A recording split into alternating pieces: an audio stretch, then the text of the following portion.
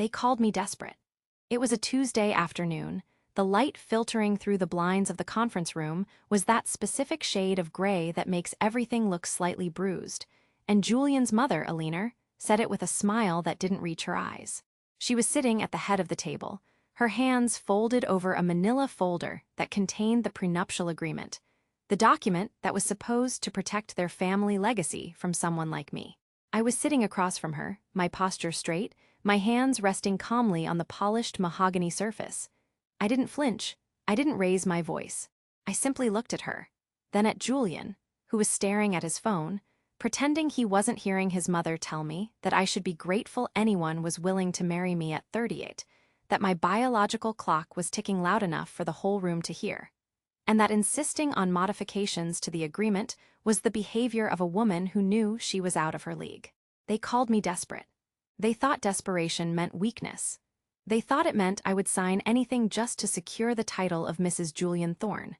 They didn't understand that desperation is a fuel, and if you contain it properly, if you channel it through logic and law rather than emotion, it becomes the most powerful engine in the world.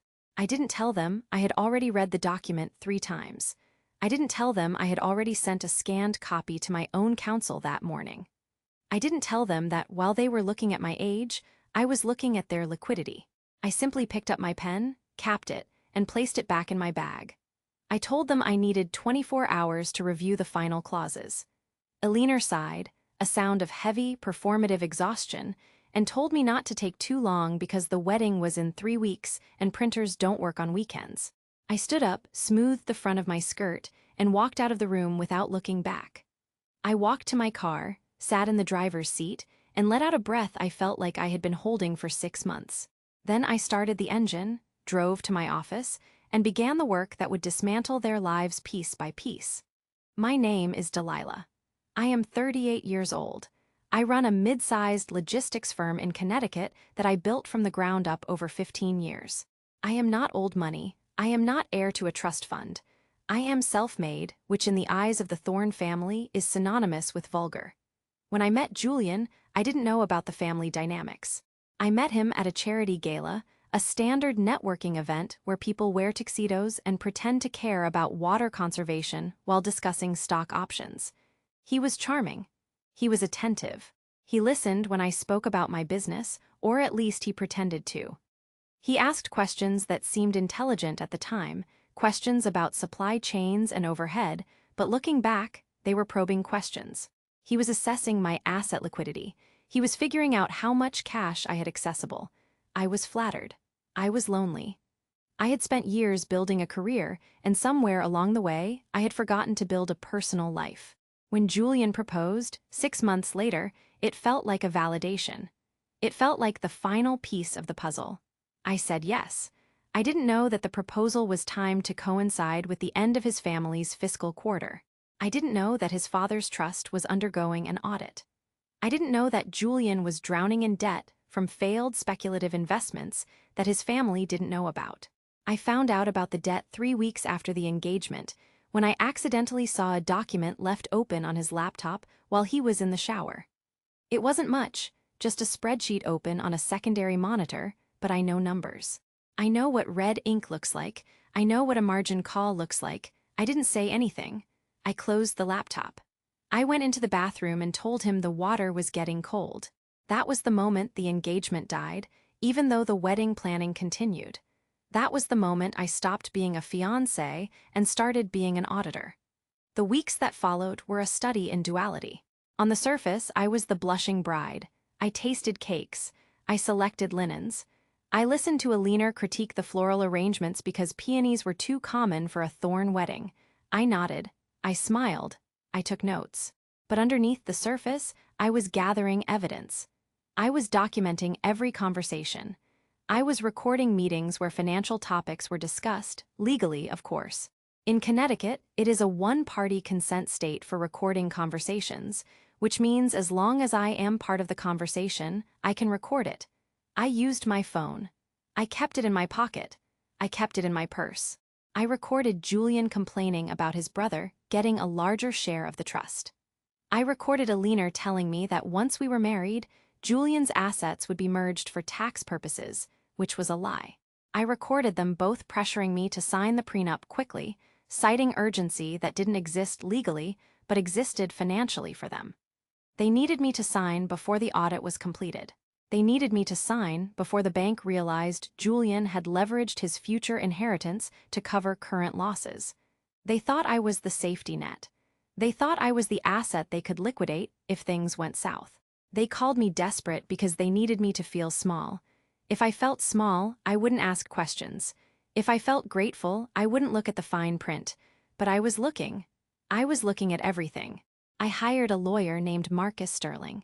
He wasn't the kind of lawyer you hire for a divorce. He was the kind of lawyer you hire for corporate warfare. He wore suits that cost more than my first car, and he spoke in a voice so dry it could suck the moisture out of a room. I walked into his office with the prenup and the recordings. I laid them out on his desk. I didn't cry. I didn't rant. I told him I wanted to know where the leverage was. He read the document. He listened to the recordings. He looked at me over the rim of his glasses and asked me what my objective was. I told him I didn't want to just walk away. Walking away meant I lost the time. Walking away meant they won. They treated me like a transaction, so I wanted to treat them like a transaction. I wanted a return on investment. Marcus smiled. It was a thin, sharp smile. He told me that the prenup they drafted was aggressive. It was designed to leave me with nothing in the event of a divorce, regardless of the duration of the marriage.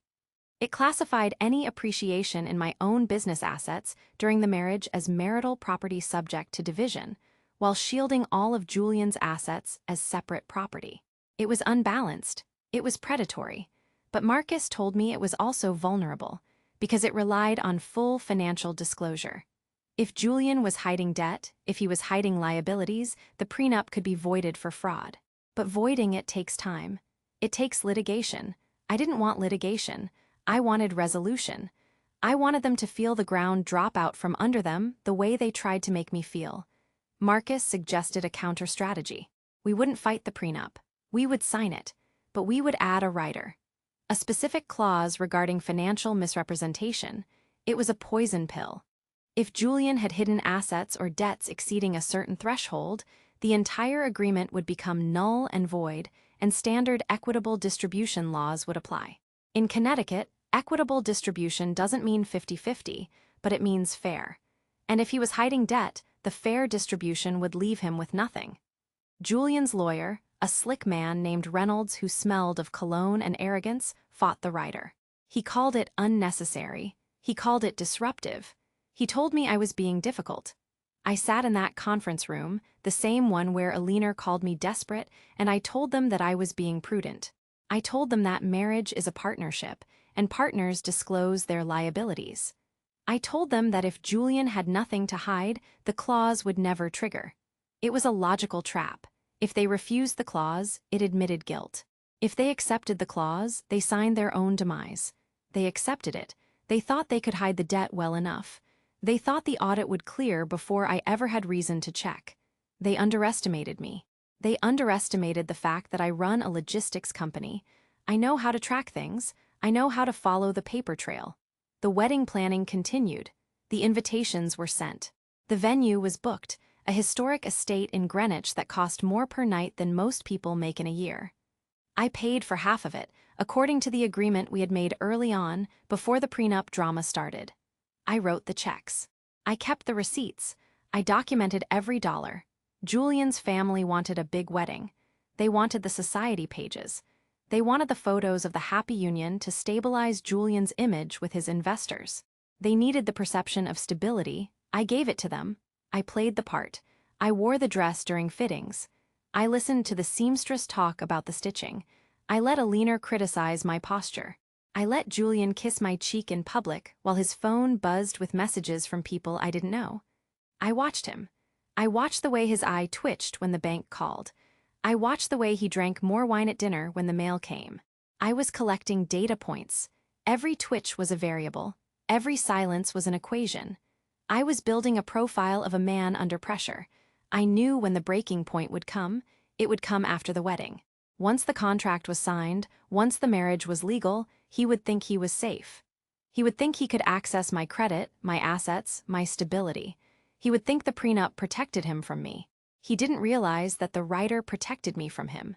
The night before the wedding, I didn't sleep. I sat in the hotel suite they had booked for me, a lavish room with a view of the Sound, and I reviewed the files one last time. Marcus was on standby. He had a courier ready. The plan was set. It wasn't about stopping the wedding. Stopping the wedding would be a scene, it would be messy, it would be emotional. I didn't want emotion. I wanted efficiency. I wanted the wedding to happen. I wanted the marriage to be consummated legally. Because once we were married, the financial disclosures became sworn statements. Lying on a financial disclosure during a marriage carries different weights than lying during an engagement. It moves from contract fraud to perjury. It moves from civil court to potential criminal liability. I wasn't going to threaten him with jail. I was going to threaten him with ruin. I was going to threaten him with the loss of everything he claimed to protect. The morning of the wedding was bright. The sun was shining. The air was crisp. I woke up and did my makeup. I put on the dress. It was white, intricate, heavy. I looked in the mirror and I didn't see a bride. I saw an executor. I saw someone who was about to close a deal. My mother called me. She was crying. She told me she was proud. I told her I loved her. I didn't tell her what was coming. She wouldn't understand. She thinks marriage is about love. I know marriage is about law. I walked down the aisle. The music was swelling. The guests were watching. Julian was waiting at the altar. He looked handsome. He looked relieved. He thought he had won. He thought he had secured his future. He thought I was the desperate woman who needed him to complete her. I walked toward him. I didn't look at the guests. I looked at him. I saw the sweat on his upper lip. I saw the way his hands were shaking slightly as he held the ring. I reached the altar. The officiant began to speak. The words were traditional. They spoke of honor and trust. I repeated them. My voice was steady. I placed the ring on his finger. He placed the ring on mine. We were pronounced husband and wife. The crowd cheered. The cameras flashed. We kissed. It was a dry kiss. It was a contract seal. We walked back down the aisle. The reception was a blur of champagne and congratulations. People told me I looked radiant.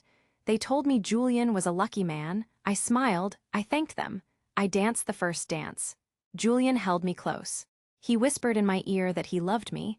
I whispered back that I loved him too. It was a lie. We were both lying. But my lie was strategic. His lie was desperate. After the first dance, I excused myself. I told Julian I needed to fix my hair.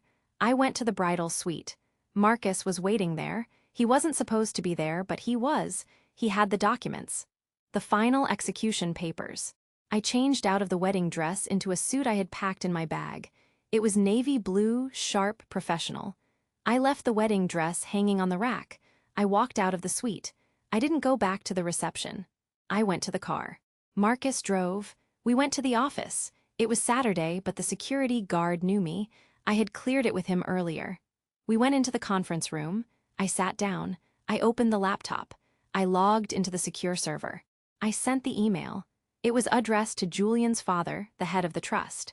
It was addressed to the board of directors of Julian's company. It was addressed to the bank.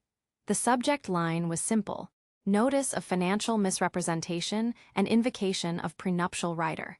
The attachment contained the evidence. The spreadsheet I had seen months ago. The recordings of a lender admitting they needed the merger for liquidity. The bank statements Marcus had subpoenaed using the power of attorney I had secured during the engagement phase before they revoked it. It was all there. The debt, the embezzlement, the lies. I hit send. The progress bar moved across the screen. 1%, 50%, 100%, delivered. I closed the laptop. I looked at Marcus. He asked me if I wanted a drink. I told him I wanted water. He poured me a glass. I drank it. It was cold. I felt calm. I felt clean. The revenge wasn't in the anger. The revenge was in the silence. The revenge was in the fact that while they were cutting the cake, I was cutting their lifelines. I didn't go home that night. I went to a hotel. I turned off my phone. I slept for 10 hours. When I woke up, the world had changed. I turned on the news. There was no news yet. Corporate scandals take time to brew, but my phone was buzzing. Voicemails from Julian, voicemails from a lender, voicemails from numbers I didn't recognize. I didn't listen to them. I deleted them. I ordered breakfast. I ate it slowly. I watched the sun rise over the city. I thought about the word desperate. I thought about how they used it to shame me. I thought about how I had worn it like a badge. Yes, I was desperate. I was desperate for justice. I was desperate for order. I was desperate to show them that you don't mess with a woman who has nothing to lose because she built everything herself. Around noon, my phone rang. It was Julian. I answered. He wasn't angry. He was panicked. His voice was high, thin. He asked me what I had done. I told him I had enforced the contract. He told me I had ruined everything. He told me his father was calling an emergency meeting. He told me the bank was freezing the accounts. I told him that he should have read the rider. I told him that he should have been honest. He started to cry. He told me he loved me. He told me we could fix this. I told him there was nothing to fix. The marriage was valid, but the financial union was void. I told him I was filing for divorce immediately.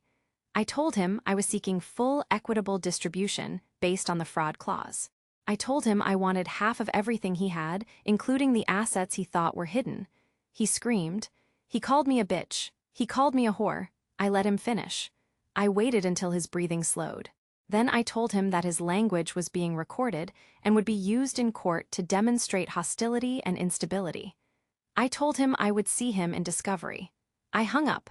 I didn't feel bad. I felt like I had taken out the trash. The next few weeks were a blur of legal maneuvering.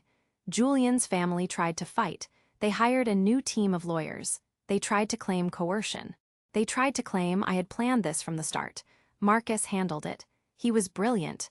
He showed them the timeline. He showed them that I had agreed to their terms initially. He showed them that the rider was negotiated openly. He showed them that the evidence was obtained legally. He showed them that Julian had signed the financial disclosures under oath. They couldn't fight the facts. The bank didn't care about family drama. They cared about risk. Once the fraud was exposed, they pulled Julian's lines of credit. They called in his loans. The company began to collapse. It wasn't just Julian, it was his father.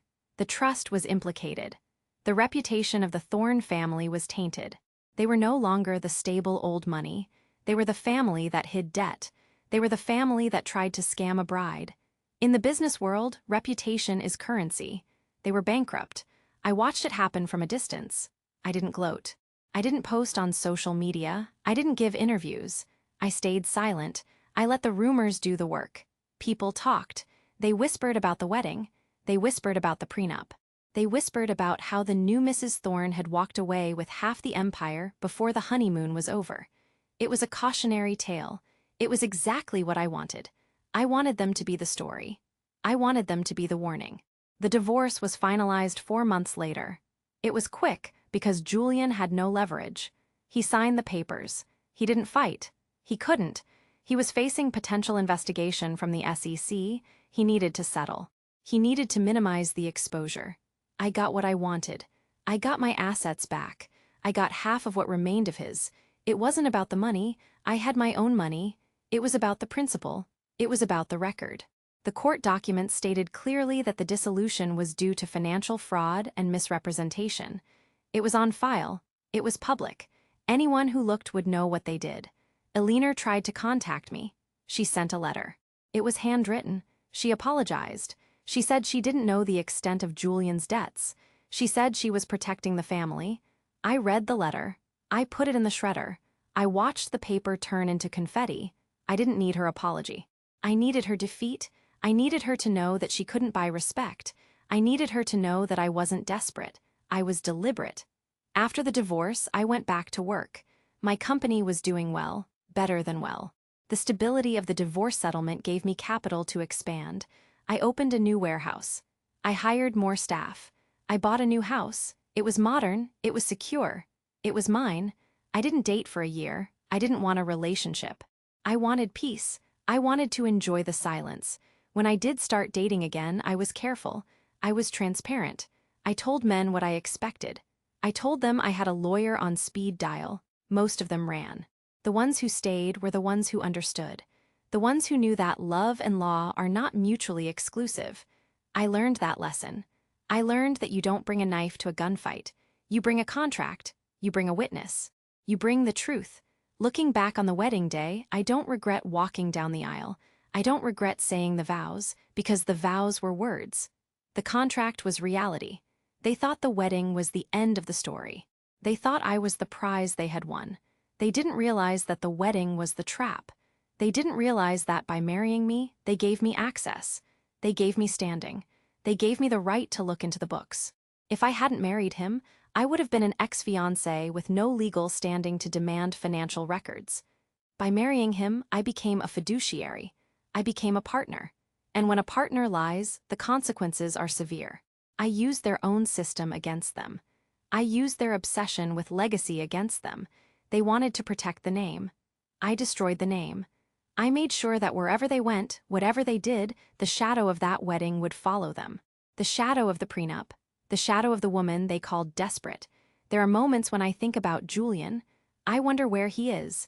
I hear he moved to Florida. I hear he works in sales. It's a step down. It's a long way down from the boardroom. I hope he is happy. I hope he learned. But I don't lose sleep over it. My sleep is deep. My conscience is clear. I didn't break the law. I didn't hurt anyone physically. I didn't steal. I just enforced the rules. I just held them accountable. In a world where people think they can buy their way out of consequences, I was the consequence.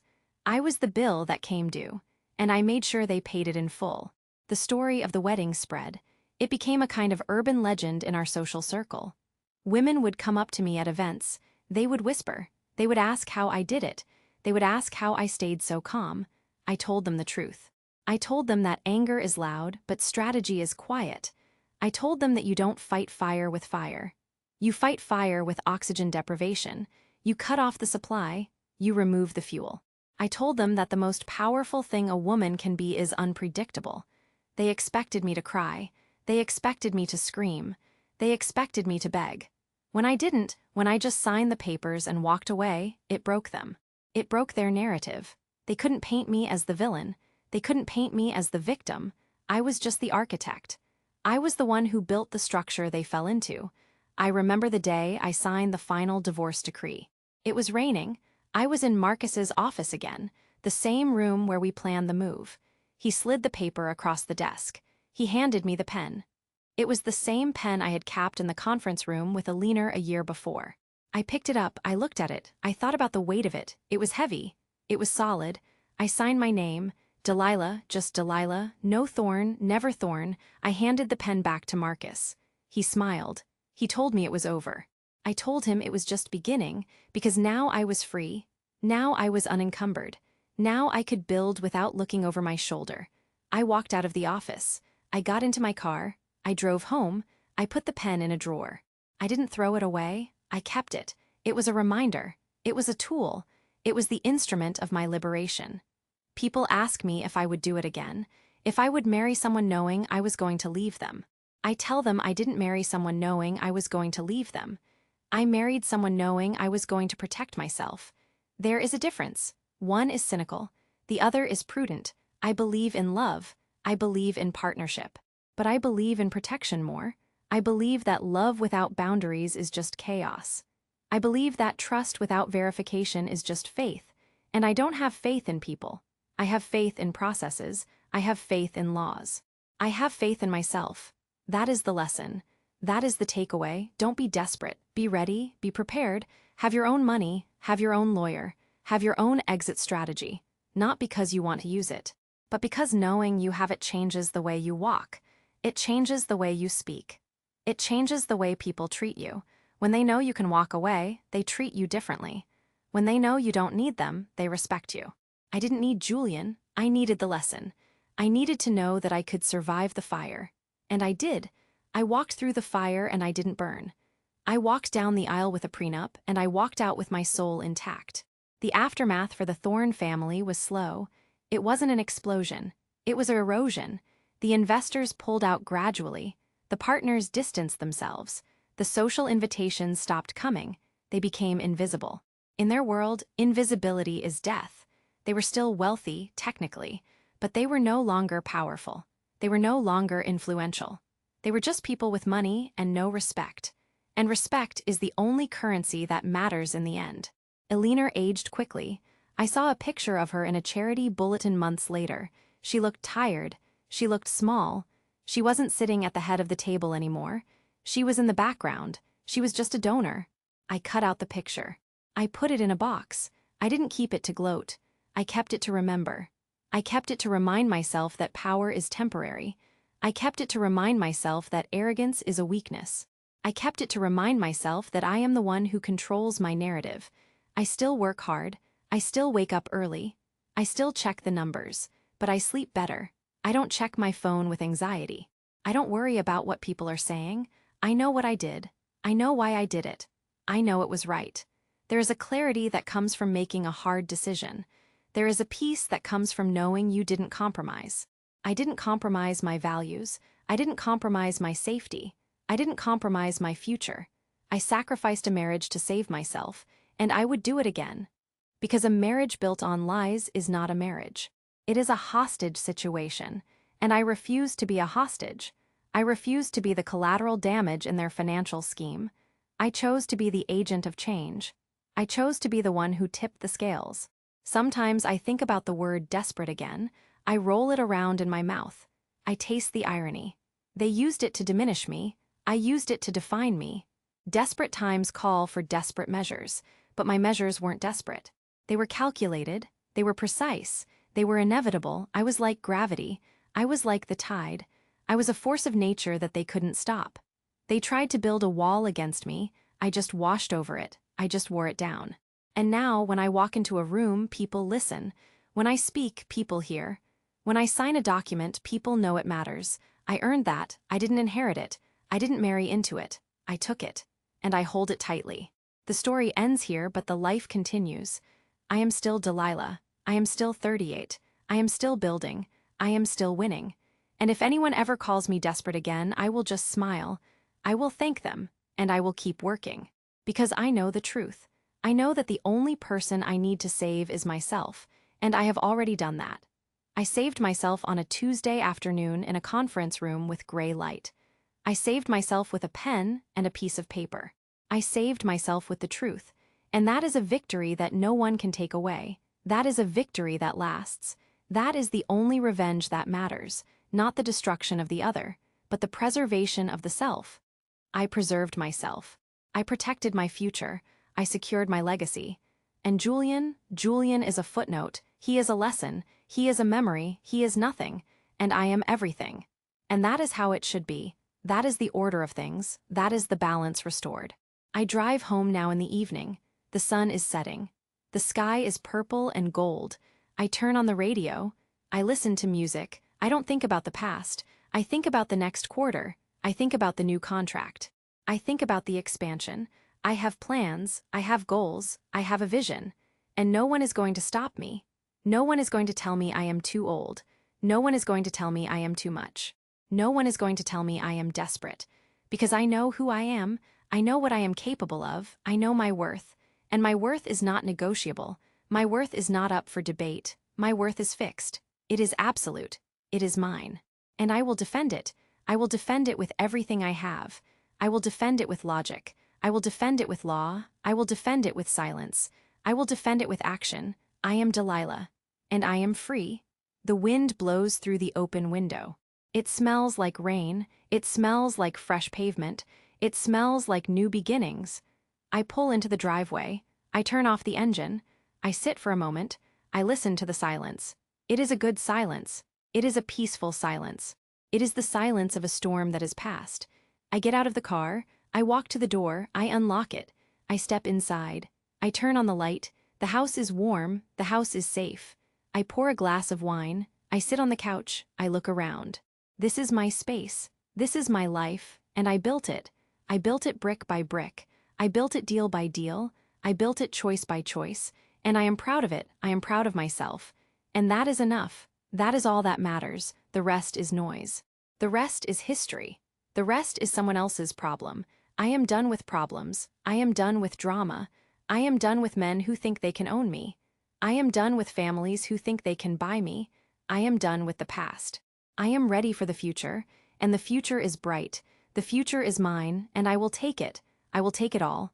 I finish the wine. I wash the glass. I put it in the dishwasher. I turn off the lights. I go upstairs. I get into bed. The sheets are cool. The pillow is soft. I close my eyes. I breathe in. I breathe out. I sleep. And in my dreams, there are no conferences rooms, there are no prenups, there are no lies, there is just peace, there is just quiet. There is just me, and that is the greatest revenge of all, to be happy, to be whole, to be free.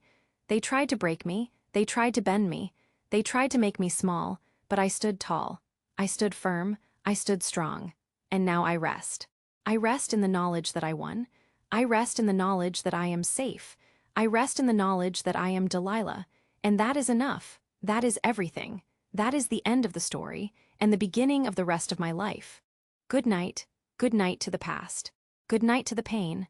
Good night to the fear. Hello to the morning, hello to the light, hello to me. The next morning I wake up early. The sun is shining. I make coffee. I sit on the porch. I watch the birds. I read the news. There is a small article about a business restructuring in Greenwich. The Thorn name is mentioned. It is not front page. It is page 6. It is brief. It is dry. It says the company is dissolving. It says the assets are being liquidated. It says the family is retiring. It is over. It is done. I fold the paper. I put it in the recycling bin. I don't keep it. I don't need it. I don't need the proof anymore. I know what happened. I know what I did. I know the truth. The truth is in the bank account. The truth is in the deed to the house. The truth is in the peace in my heart. I don't need the newspaper. I don't need the validation.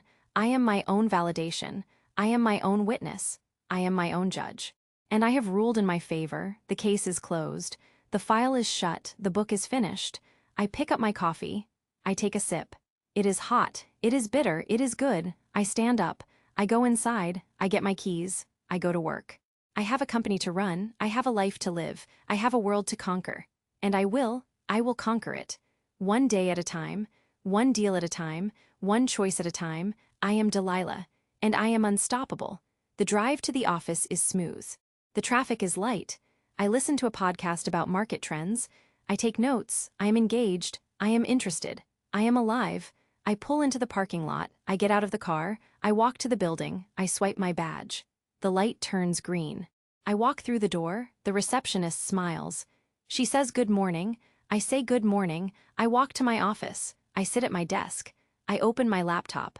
I check my email. There are new messages. There are new opportunities.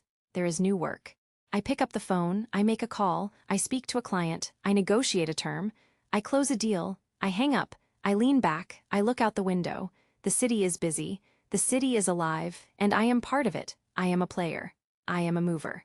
I am a shaker. I am not a victim. I am not a wife. I am not a statistic. I am a force. I am a power. I am a leader. And I will lead. I will lead my company. I will lead my life. I will lead myself. And no one will stop me. No one will slow me down.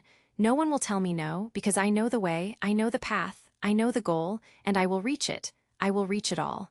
The day goes on. The meetings continue. The numbers add up. The profits grow. The success builds. I am happy. I am satisfied. I am content. I don't need more. I don't need less. I have enough. I have everything. I have myself. And that is the greatest asset of all. That is the greatest investment. That is the greatest return. I invested in me, and I paid off. I paid off big. I paid off forever, and I will never regret it. I will never look back. I will never turn around. I will only look forward. I will only look up. I will only look ahead. Because the past is gone, the past is dead. The past is buried, and I am here, I am now, I am present. And I am ready, ready for anything, ready for everything, ready for the future. The future is mine, and I will take it. I will take it all. And I will enjoy it. I will enjoy every moment. I will enjoy every second. I will enjoy every breath because I earned it. I fought for it. I won it. And it is mine, all mine, and no one can take it away. No one can touch it. No one can break it. It is solid. It is real. It is true. And I am Delilah, and I am free. Forever.